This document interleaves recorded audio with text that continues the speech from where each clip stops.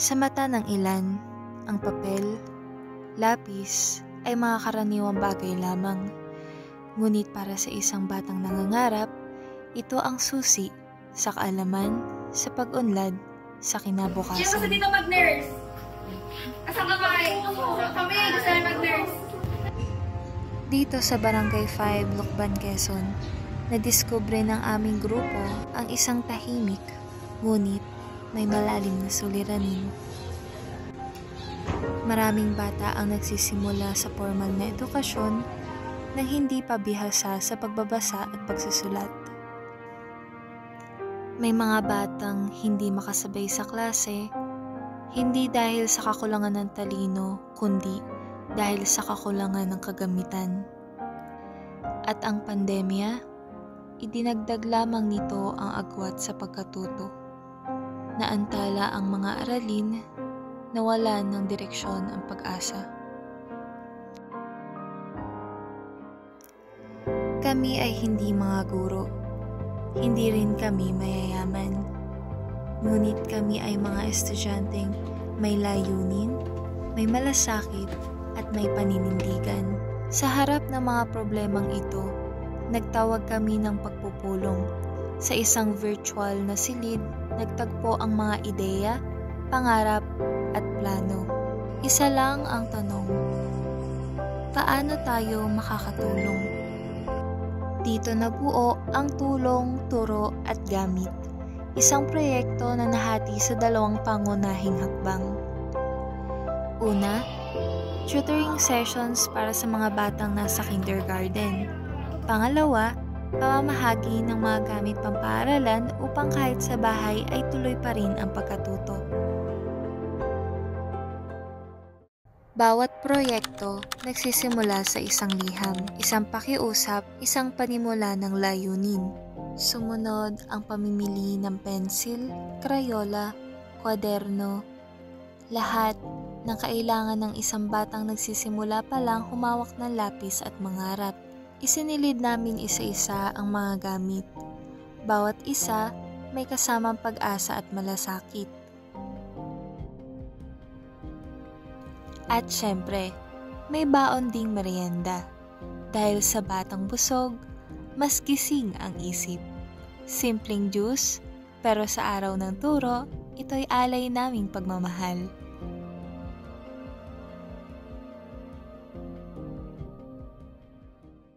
May 6, 2025, ang araw ng pagtupad sa pangako. Ako si Ate Shana, pero habang Shana, di ba?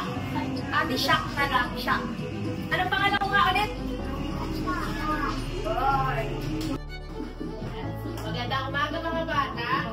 So ngayon, tayo naman ang next activity namin ngayon ay magsusulat. So kantahin natin ang ABCD. Sabayan niyo ako ha? A, B, C, D, F, G, H, I, J, K, L, M, N, O, Q, R, S, T, U, V, W, X, Y, and Z. Ngayon naman ay nadako na tayo sa pagbabasa. Pangungunahan ni Kuya Kenzo at ni Ate Glyza. Magandang umaga mga bata! So, ngayon, tayo ay magbabasa naman. Habang sinisimulan ang pagbabasa, kita sa mga mata ng bata ang pagkamangha. Hindi kami guro, pero dala namin ang layunin ituro ang mga unang hakbang tungo sa kaalaman. Tahimik ang silid, pero ang kanilang isipan, abalang-abala sa pagkatuto.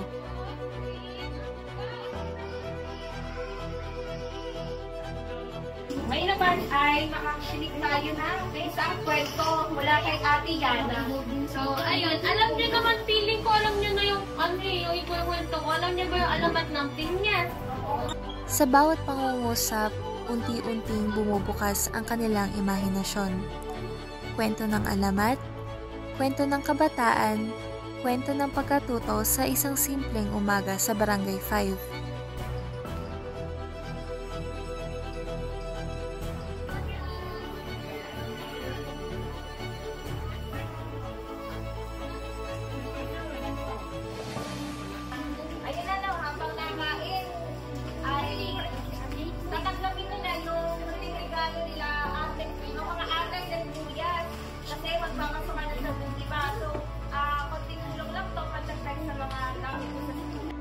welcome po sa amin sa Barangay 5.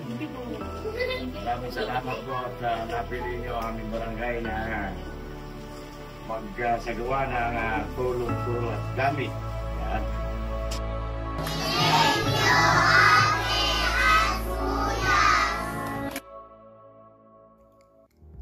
Ngunit sa likod ng bawat ngiti, tanong ang aming bitbit. Nakatulong ba kami ng sapat? Panahon na upang sukatin hindi lang ang ginawa, kundi ang epekto nito. Hindi naging perpekto ang lahat. Hindi namin inakalang ganito karami ang darating. Akala namin ay sapat ang aming inihanda, pero sa gitna ng programa, doon namin nakita ang totoo. Wala palang lamesang ilang bata, kaya't ang iba'y sa upuan nagsulat, at ang ilan ay sa sahig na lamang nagkaanyo ng lapis at papel.